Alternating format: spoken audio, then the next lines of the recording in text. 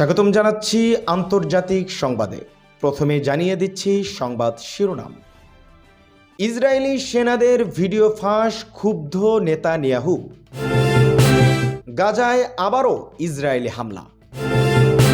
৪৫ ফিলিস্তিনের দেবাশেষ ফেরত দিল ইসরায়েল। লেবাননে ইসরায়েলের নতুন অগ্রাসন শুরু। অস্ট্রেলিয়ায় ইসরায়েলের বিরোধী বিক্ষোভ। যুক্তরাষ্ট্র সফরে যাচ্ছেন সৌদি যুবরাজ মোহাম্মদ বিন সালমান এবং সেই সাথে সিউলে মার্কিন প্রতিরক্ষা মন্ত্রী।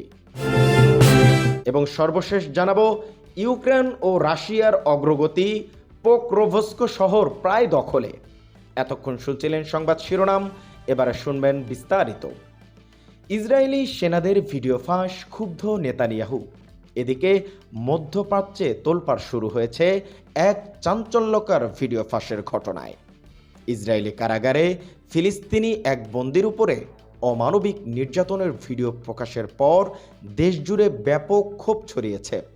ভিডিওতে দেখা গেছে একদল সৈন্য বন্দিকে মারধর করছে এবং কুকুর লেলিয়ে দিচ্ছে। ঘটনাটি ঘটেছে গত বছর, তবে সম্প্রতি ইসরায়েলি গণমাধ্যমে সেটি ফাঁস হয়।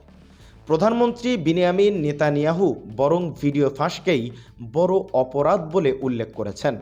তার ভাষায়, এই ভিডিও ফাঁস ইসরায়েলের ভাবমূর্তি গভীরভাবে আঘাত এনেছে। এটি আমাদের অন্যতম গুরুতর ভিডিও ফাঁস বলে উল্লেখ করেছেন নেতানিয়াহু। বিস্ময়করভাবে নির্যাতনের ঘটনায় কেউ আটক না হলেও ভিডিও ফাঁসের অভিযোগে গ্রেফতার করা হয়েছে ইসরায়েলি সেনাবাহিনীর প্রধান সামরিক আইনজীবীকে। বিশ্লেষকরা বলছেন এটি অপরাধ ঢেকে রাখার রাজনৈতিক প্রচেষ্টা। মানবাধিকার সংগঠনগুলো বলছে ফিলিস্তিনি বন্দীদের ওপর এ ধরনের নিপীড়ন নতুন নয়। বছরের পর বছর ধরে এমন নির্যাতন চালিয়ে যাচ্ছে আইডিএফ। গাজায় আবারও ইসরায়েলি হামলা। যুদ্ধবিরতি কার্যকর থাকলেও গাজায় থামছে না বোমা ও গুলির শব্দ। সোমবার দক্ষিণ গাজায় গুলি বর্ষণে নিহত হয়েছেন ৩ জন ফিলিস্তিনি, যাদের মধ্যে একজন শিশু। আইডিএফ দাবি করেছে তারা নিরাপত্তা সীমা অতিক্রম করেছিল, তবে আল জাজিরার প্রতিবেদনে বলা হয়েছে বিধ্বস্ত ভবনগুলোতেও আঘাত হেনেছে ইসরায়েলি বাহিনী। যুদ্ধবিরতি কার্যকর হওয়ার পর থেকেই ইতিমধ্যে ১২৫ বারের বেশি চুক্তি লঙ্ঘনের অভিযোগ উঠেছে ইসরায়েলের বিরুদ্ধে। ফিলিস্তিনি প্রশাসনের হিসাবে অনুযায়ী এই সময় প্রায় ২৫০ জন নিহত এবং ৬০০ জনের বেশি আহত হয়েছেন। বিশ্বযুদ্ধে মানবাধিকার সংস্থাগুলো এই হামলাকে অমানবিক ও অগ্রহণযোগ্য বলে নিন্দা জানিয়েছেন। ৪৫ ফিলিস্তিনির দেবাশেষ ফেরত দিল ইসরায়েল।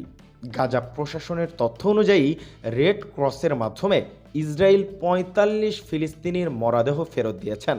তবে ফেরত আসা অনেক দেবাশেষ রয়েছে মারধর ও নির্যাতনের চিহ্ন, বাঁধা হাত, বিকৃত মুখমণ্ডল, এমনকি চোখ বেঁধে রাখার দাগ।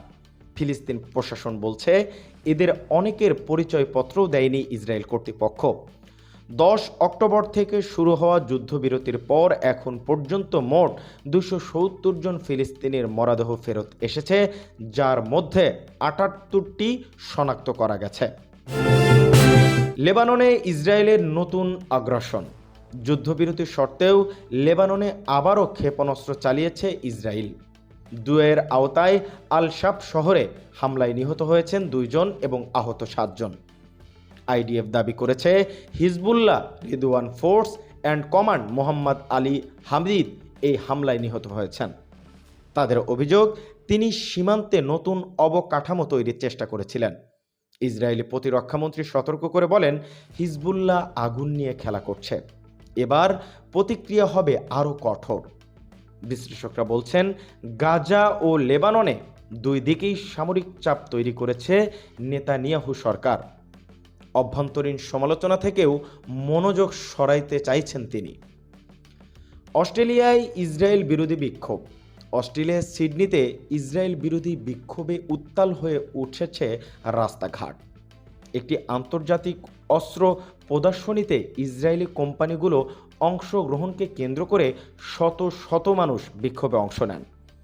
বিক্ষোভকারীরা ইসরায়েলি প্রতিষ্ঠান বয়কটের আহ্বান জানিয়ে বলেন, মানবাধিকার লঙ্ঘনের পাশে কেউ থাকতে পারে না। শান্তিপূর্ণ মিছিল আটকাতে গেলে পুলিশ সঙ্গে সঙ্গে বাধে। অন্তত 10 জনকে আটক করা হয়। বিক্ষোভকারীদের অভিযোগ, গাজায় যখন মানুষ মরছে তখন অস্ট্রেলিয়ার মাটিতে ইসরায়েলি প্রতিরক্ষা কোম্পানিগুলো প্রচার চলা মানবাধিকার পরিপন্থী। অন্যদিকে পুলিশ জানিয়েছে, শান্তিপূর্ণ প্রতিবাদে তারা বাধা দিচ্ছে না, কিন্তু সহিংসতা সহ্য করা হবে না। এই প্রদর্শনীতে অংশ নিচ্ছেন যুক্তরাষ্ট্র, ব্রিটেন সহ বিশ্বের বহু দেশ, যেখানে অস্ট্রেলিয়া পারমাণবিক সাবমেরিন প্রকল্পে অংশীদার হিসেবে উপস্থিত হয়েছেন। যুক্তরাষ্ট্রের সফরে যাচ্ছেন সৌদি যুবরাজ। আন্তর্জাতিক কূটনীতিতেও আলোড়ন তৈরি হয়েছে। সৌদি যুবরাজ মোহাম্মদ বিন সালমান প্রায় 8 বছর পর যুক্তরাষ্ট্র সফরে যাচ্ছেন। 18 নভেম্বর ওয়াশিংটনে তার বৈঠক হবে প্রেসিডেন্ট ডোনাল্ড ট্রাম্পের সঙ্গে। ধারণা করা হচ্ছে, ইসরায়েলের সঙ্গে সম্পর্ক স্বাভাবিক করতেই সৌদি আরবকে আব্রাহাম অ্যাকর্ডে যুক্ত হওয়ার জন্য ট্রাম্প চাপ দিতে পারেন। এছাড়াও যুক্তরাষ্ট্র সৌদি প্রতিরক্ষা চুক্তি নবায়নের কথাও আলোচনায় রয়েছে। সিউলে মার্কিন প্রতিরক্ষা মন্ত্রী। দক্ষিণ কোরিয়ায় পৌঁছেছেন মার্কিন প্রতিরক্ষা মন্ত্রী পিট।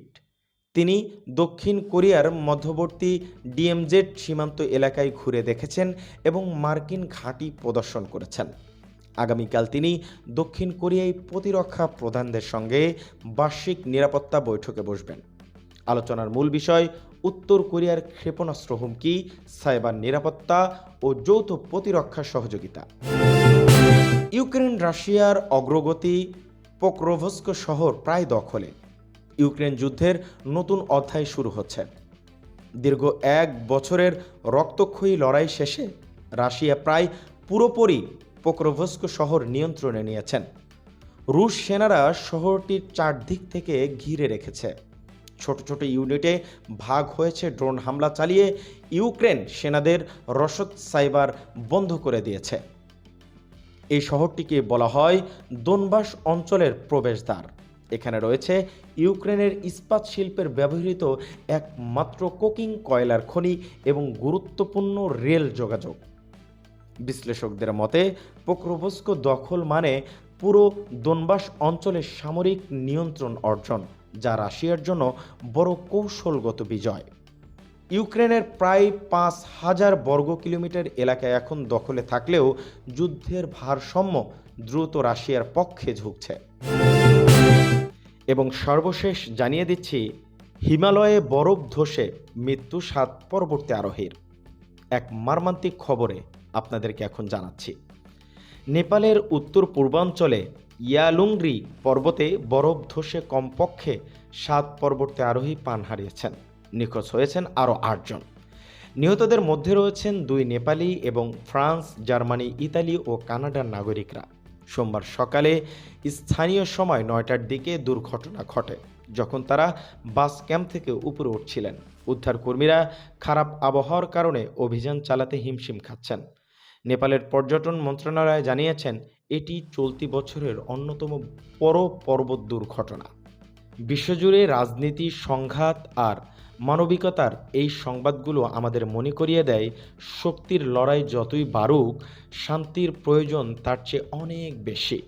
আজকের সংবাদটি পরিপূর্ণ দেখার জন্য আপনাদেরকে অসংখ্য ধন্যবাদ। সবচেয়ে নির্ভরযোগ্য সংবাদ পেতে আমাদের চ্যানেলটি এখনও সাবস্ক্রাইব করবেন পরবর্তী আপডেট পাওয়ার জন্য। ভালো থাকবেন সবাই। আজকের মতো বিদায় নিচ্ছি। ধন্যবাদ সবাইকে।